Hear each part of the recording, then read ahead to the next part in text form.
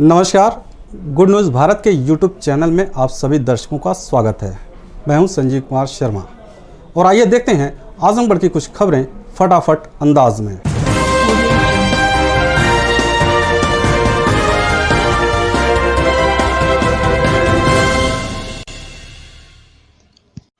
तरफकाजी गांव में निधि social and cultural society के सचिव ने आधा दर्जन महिलाओं को आत्मनिर्भर बनाने के लिए प्रदान की सिलाई मशीन। तरफकाजी गांव में निधि सोशल एंड कल्चरल सोसाइटी के सचिव और फिल्म अभिनेता सुजीत अस्थाना द्वारा उत्तर प्रदेश ग्रामीण आजीविका मिशन समूह से जुड़ी महिलाओं को आत्मनिर्भर बनाने के लिए सिलाई मशीन प्रदान की गई। उन्होंने कहा, समूह से जुड़ी 45 महिलाओं को अभी सिलाई मशीन दिया जाना बाकी है। बातचीत में सुजीत अस्थाना ने बताया कि तरफकाजी गाँव की समूह से जुड़ी महिलाओं को सिलाई मशीन से संबंधित 1 महीने का निःशुल्क प्रशिक्षण दिया जाएगा और उन्हें सरकार द्वारा सिलाई कार्य हेतु प्रशिक्षित कर सिलाई का काम भी दिया जाएगा। सुजीत अस्थाना ने बताया कि घर की महिलाएं आत्मनिर्भर रहेंगी तो आर्थिक रूप से मजबूत होंगी, तो घर मजबूत रहेगा, घर मजबूत रहेगा तो हमारा समाज भी मजबूत होगा और इससे भारत मजबूत होगा। कार्यक्रम में प्रमुख रूप से विश्वजीत, संतोष, संजय, रामभूषण अस्थाना, रामसुख यादव, गोविंदा चौहान आदि उपस्थित रहे। दोस्तों, मैं हूं सुजीत अस्थाना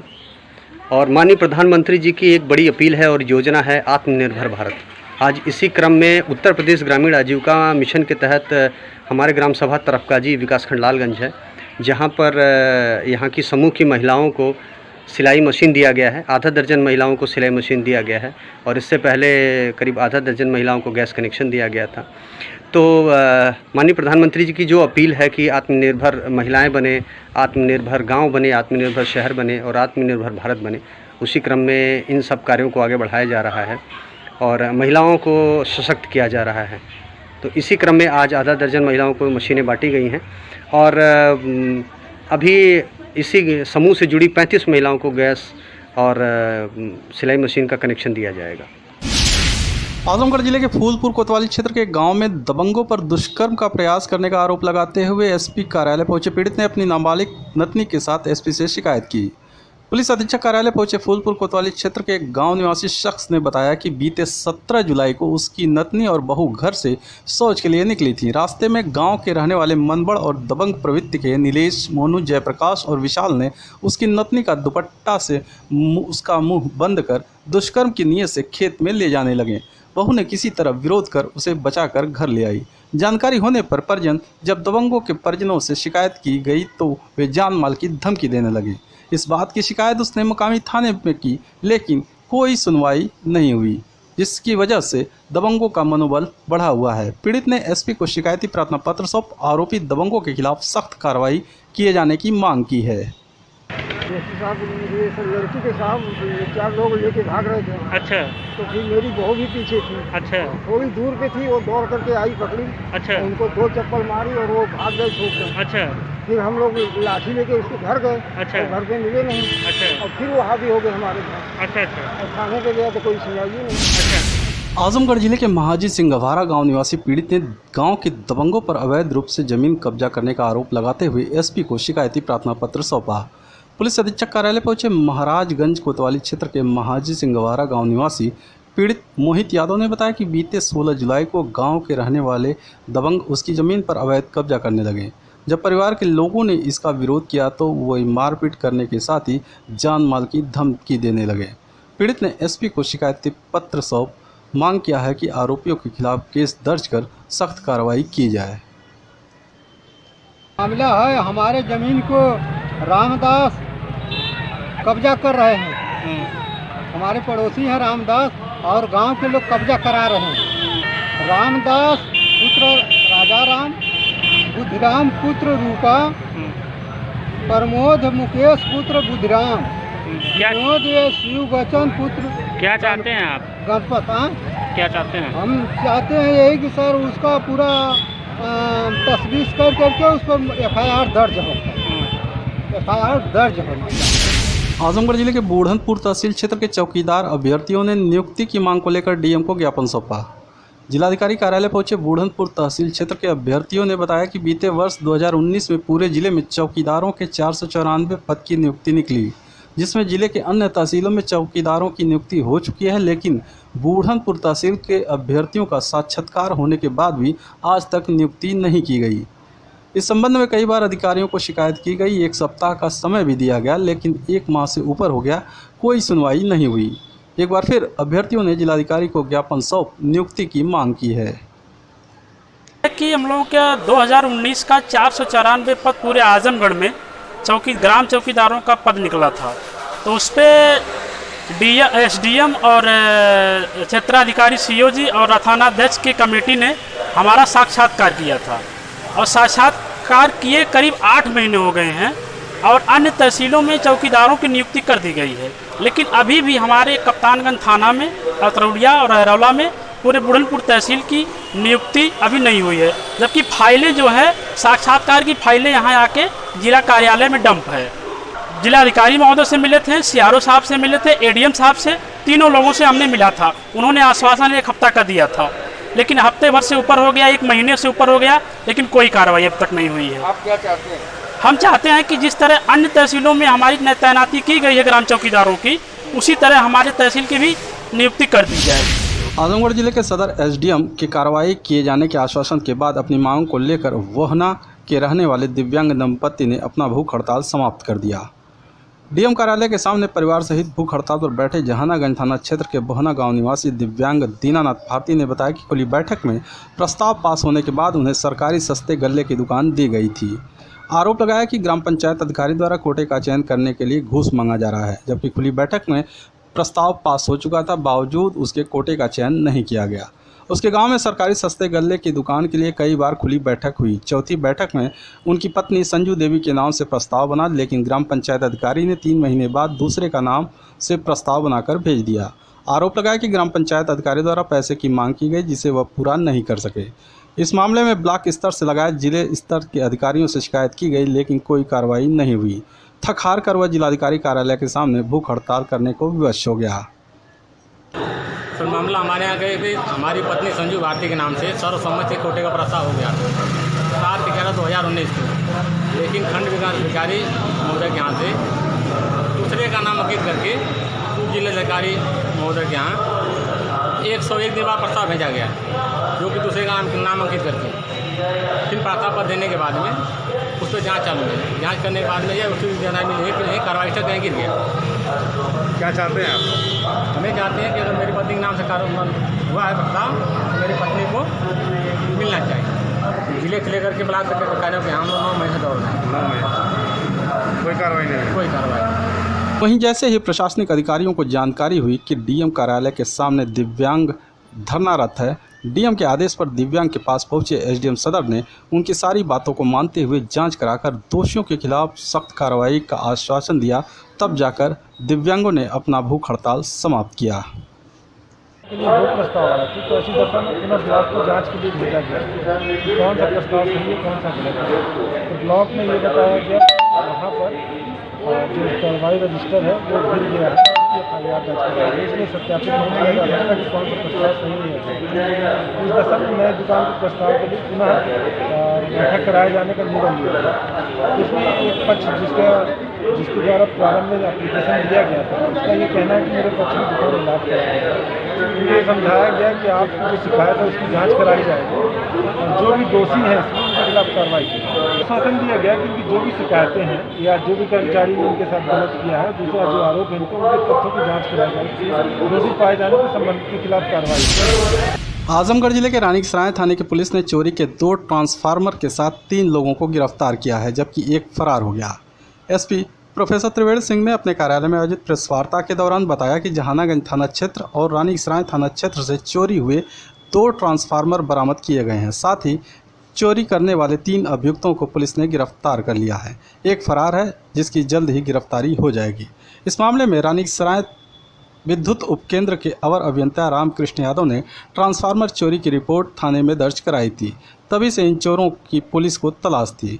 उप निरीक्षक सुल्तान सिंह ने मुखबिर की सूचना पर तीनों को क्षेत्र के भगहा गांव के पास से गिरफ्तार किया। एसपी ने बताया कि चोरी की घटना में विद्युत विभाग का एक लाइनमैन भी शामिल है, जो फरार है। जल्द ही उसकी भी गिरफ्तारी हो जाएगी।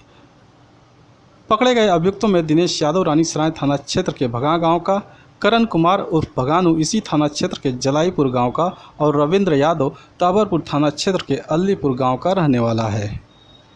2 ट्रांसफार्मर चोरी गए थे रानी की सराय से और जहानागढ़ से। ये दोनों ट्रांसफार्मर बरामद हो गए हैं। 3 लड़के इसमें गिरफ्तार हुए हैं।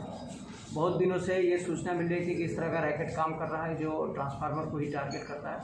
इसमें बिजली विभाग के भी कुछ कर्मचारी हैं, उनके नाम पता चल गए हैं। अभी हमारी टीम गई है उनको भी जल्दी गिरफ्तार कर लेगी। नहीं, ये विवेचना के बाद ही पता चल पाएगा कि जेई कितना इन्वॉल्व था, लेकिन एक लाइनमैन जो बाकायदे नामजद उसको कराया गया है, जिसने ये पूरा काम करवाया था, ये ट्रांसफार्मर चोरी करके रखवाया भी था, वो भी फरार है। उसकी गिरफ्तारी के बाद पता चल जाएगा कि कितने सीनियर अधिकारियों के इसमें। आजमगढ़ जिले के हरिहरपुर गांव में हृदय विदारक घटना देखने को मिली। गांव में स्थित पोखरे में नहाने गए 3 बच्चों की डूबकर मौत हो गई। सूचना पर मौके पर पहुंची पुलिस ने स्थानीय लोगों की मदद से तीनों बच्चों के शव को बाहर निकलवाया और पंचनामा कर शव को परिजनों के सुपुर्द कर दिया। बता दें कि कंदरापुर थाना क्षेत्र के हरिहरपुर गांव के रहने वाले 9 वर्षीय हिमांशु, 15 वर्षीय ललित और 10 वर्षीय हर्ष तीनों गांव के एक पोखरे में नहाने के लिए गए थे। इसी दौरान पैर फिसलने से एक बच्चा डूबने लगा। उसको बचाने के चक्कर में 2 और बच्चों की डूबकर मौत हो गई। पोखरे के पास मौजूद अन्य बच्चों के शोर मचाने पर ग्रामीण भागकर पोखरे के पास पहुंचे और तीनों बच्चों के शव को पोखरे से बाहर निकाला।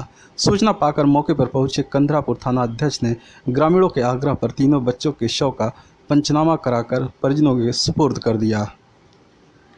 देखिए, बच्चे थे सब अपना खेलने कूदने में, नहाने में, क्योंकि गांव का माहौल है।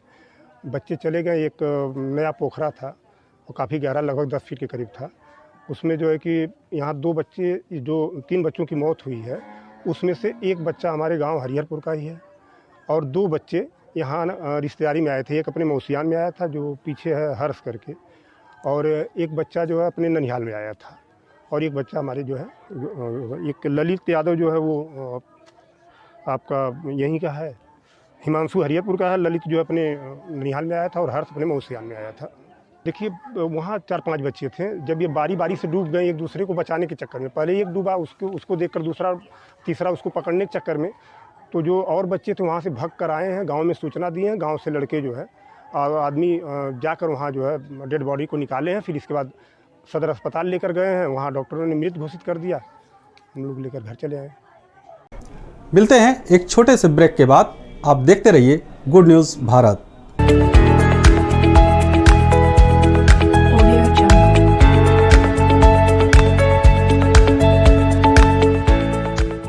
ब्रेक के बाद एक बार फिर आपका स्वागत है। आइए देखते हैं आजमगढ़ की खबरें फटाफट अंदाज में। आजमगढ़ जिले के बरदा थाने की पुलिस ने एटीएम क्लोनिंग करने वाले 2 शातिर बदमाशों को मुठभेड़ के बाद गिरफ्तार कर लिया, जबकि एक फरार हो गया। इनके पास से पुलिस ने 2 बाइक, 1 बुलेट, 1 कार और असलाहा कारतूस बरामद किया है। एसपी प्रोफेसर त्रिवेणी सिंह ने अपने कार्यालय में आयोजित प्रेस वार्ता के दौरान बताया कि पुलिस को मुखबिर से सूचना मिली थी कि कुछ साइबर अपराधी जिवली गांव के पास इकट्ठा हैं। सूचना के आधार पर पुलिस उनकी गिरफ्तारी के लिए पहुंची तो वे पुलिस टीम पर फायर कर दिए। पुलिस ने जवाबी कार्रवाई करते हुए 2 बदमाशों को गिरफ्तार कर लिया। एसपी ने बताया कि एटीएम क्लोनिंग और स्वैपिंग के जरिए कमाई गई धनराशि से इन्होंने बाइक और कार खरीदी थी, जिसे बरामद कर लिया गया है। पकड़े गए बदमाशों में राम अवतार राजभर दीदारगंज थाना क्षेत्र के चिताराम मखदूमपुर गांव का, जबकि रामविलास सुरहन गांव का रहने वाला है। एसपी ने बताया कि इनके नेटवर्क में कौन कौन और लोग शामिल हैं, जांच की जा रही है, जल्द ही और गिरफ्तारी होगी। बरदा थाना को ये सूचना मिली थी कि कुछ साइबर क्रिमिनल जो है एक जगह इकट्ठे हैं। जब हमारे इंस्पेक्टर अपनी टीम के साथ वहाँ पहुँचे तो इन लड़कों ने तुरंत फायर करना शुरू कर दिया। फिर इन लोगों ने जवाबी फायर किया। उसमें कुछ देर तक दौड़ाया। इसको दौड़ा के पकड़ने के बाद पता चला कि इनके पास से 2 मोटरसाइकिल बरामद हुई है, 1 कार बरामद हुई है। फर्दर जब इंट्रोगेशन इनका किया गया तो पता चला कि ये साइबर अपराधी हैं जो एटीएम के क्लोनिंग और एटीएम के स्वैपिंग में इन्वॉल्व हैं। इस तरह से इन्होंने उस धंधे से जितना इन्होंने पैसा कमाया था उससे मोटरसाइकिल इन्होंने ख़रीदा, ये कार ख़रीदी है। अभी हम इनके पूरे गिरोह का पता करने में लगे हुए हैं, क्योंकि एक बदमाश वहाँ से फ़रार हो गया था।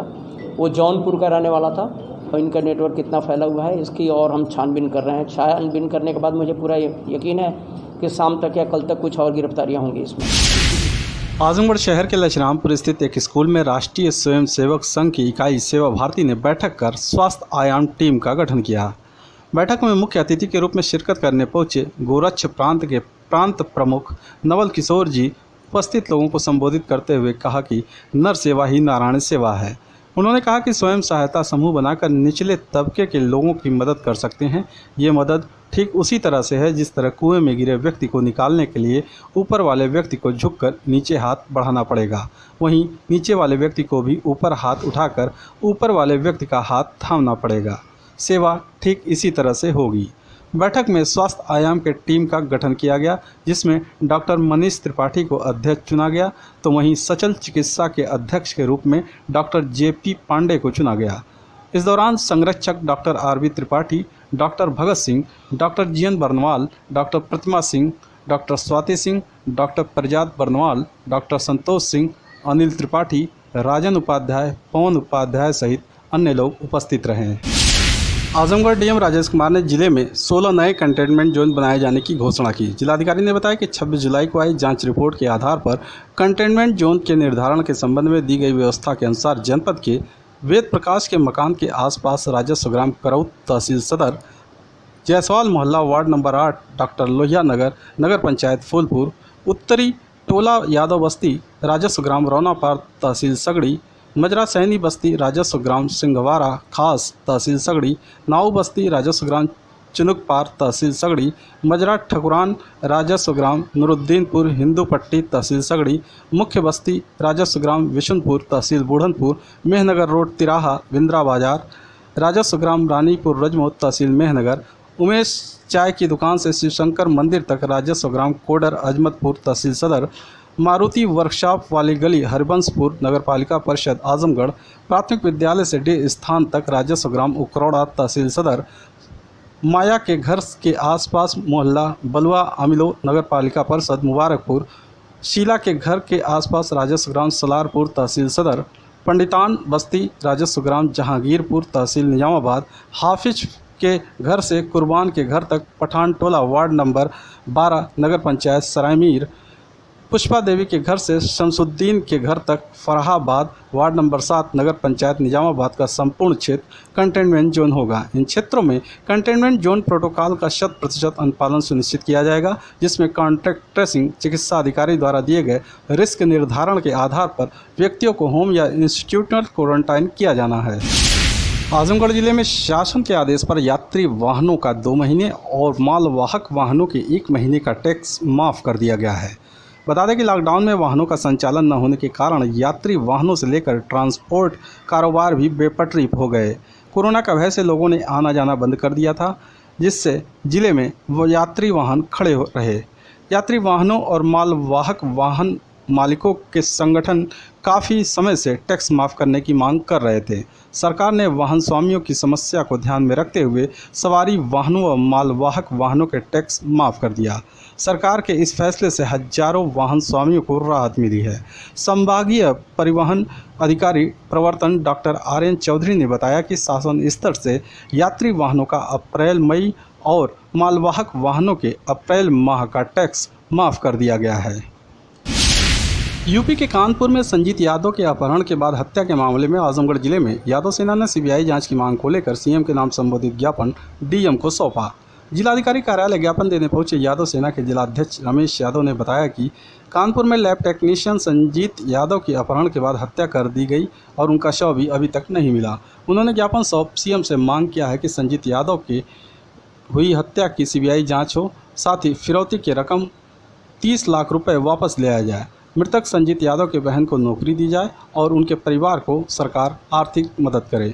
यदि ये मांगें नहीं मानी गई तो यादव सेना सड़कों पर उतरकर आंदोलन करने के लिए बाध्य होगी। कानपुर के निवासी संजीत यादव जो लैब टेक्नीशियन हैं, उनका जो है अपहरण कर लिया गया। अपहरण करने के बाद 30 लाख की फिरौती ली गई। फिरौती लेने के बाद उनकी हत्या कर दी गई। हत्या करने के बाद आज तक अभी उनकी लाश नहीं मिली है और हम लोग यहाँ पे श्रीमान जिलाधिकारी महोदय जी के यहाँ ज्ञापन देने आए हैं। ज्ञापन के माध्यम से हम लोग अपनी यही मांग करते हैं कि संजीत यादव के परिवार को कहीं न कहीं 30 लाख जो फिरौती का पैसा है वापस दिलाया जाए और इस मामले की सीबीआई जांच करवाई जाए, संजीत यादव की बहन को नौकरी दी जाए तथा सरकार की तरफ से संजीत यादव के परिवार को आर्थिक मदद की जाए। अगर यह सभी हमारी मांगें अगर पूरा नहीं होती है तो यादव सेना पूरे प्रदेश में सड़कों पे उतरने का काम करेगी। पूर्वोत्तर रेलवे प्रशासन ने ट्रेनों का आरक्षण चार्ट 27 जुलाई से सिर्फ एक प्रति में निकाले जाने का निर्णय लिया है, जो संबंधित ट्रेनों में कार्यरत चल टिकट परीक्षक के पास रहेगा। पूर्वोत्तर रेलवे मंडल वाराणसी के पीआरओ अशोक कुमार ने बताया कि आरक्षण कार्यालय की ओर से चार्ट की कार्यालय प्रति न तो छापी जाएगी और न ही रिकॉर्ड में रखी जाएगी। अब यात्री केवल डिजिटल चार्टिंग बोर्ड के माध्यम से चार्ट देख सकेंगे। इसके पूर्व आरक्षण चार्ट की एक प्रति मैनुअली रिकॉर्ड में रखी जाती थी, लेकिन अब आरक्षण चार्ट का इलेक्ट्रॉनिक रिकॉर्ड मंडल कार्यालय में रखा जाएगा। पुराने आरक्षण चार्ट की यदि आवश्यकता पड़ेगी तो मंडल कार्यालय द्वारा उपलब्ध कराया जाएगा। एक प्रति में आरक्षण चार्ट निकाले जाने से वाराणसी मंडल में लगभग 10 लाख रुपए वार्षिक की बचत होगी। साथ ही कागज़ और कार्बन पेपर की भी बचत होगी। वाराणसी मंडल पर 8 स्टेशनों मड़वाड़ी, बलिया, गाजीपुर सिटी, मऊ, आजमगढ़, छपरा, सिवान व देवरिया सदर पर खोले गए हैं। डिजिटाइजेशन के तहत चार्टिंग की सारी प्रक्रिया अब ऑनलाइन की जा रही है, जिसके फलस्वरूप आने वाले समय में पूरा आरक्षण चार्ट पेपरलेस हो जाएगा। आजमगढ़ शहर के एलवल मोहल्ला कंटेनमेंट जोन होने के बावजूद एक डॉक्टर अपनी क्लिनिक पर मरीज देख रहे थे। शिकायत पर एसडीएम सदर ने डॉक्टर की क्लिनिक को सील करते हुए एफआईआर शहर कोतवाली में दर्ज कराया है। बता दें कि डीएम राजेश कुमार से किसी ने शिकायत की थी कि शहर क्षेत्र का एलवल मोहल्ला कंटेनमेंट जोन है, वहां निवास करने वाले डॉक्टर रत्नेश्वर मणि त्रिपाठी अपने हर्रा की चुंगी स्थित क्लिनिक पर मरीजों को देख रहे हैं। मामले को संज्ञान में लेते हुए जिलाधिकारी ने एसडीएम को जांच के लिए भेजा। एसडीएम सदर जब डॉक्टर के क्लिनिक पर पहुंचे तो शिकायत सच मिली। जाँच में सत्यता पाए जाने पर एसडीएम सदर ने डॉक्टर रत्नेश्वर मणि त्रिपाठी द्वारा कोविड-19 महामारी के गाइडलाइन एवं कंटेनमेंट जोन के दिशा निर्देशों का अनुपालन न किए जाने की दशा में डिजास्टर मैनेजमेंट एक्ट की धारा 51, महामारी अधिनियम की धारा 3 एवं आईपीसी की धारा 188 के अंतर्गत कोतवाली थाने में एफआईआर दर्ज कराते हुए हर्रा की चुंगी स्थित उनके क्लिनिक को सील कर दिया।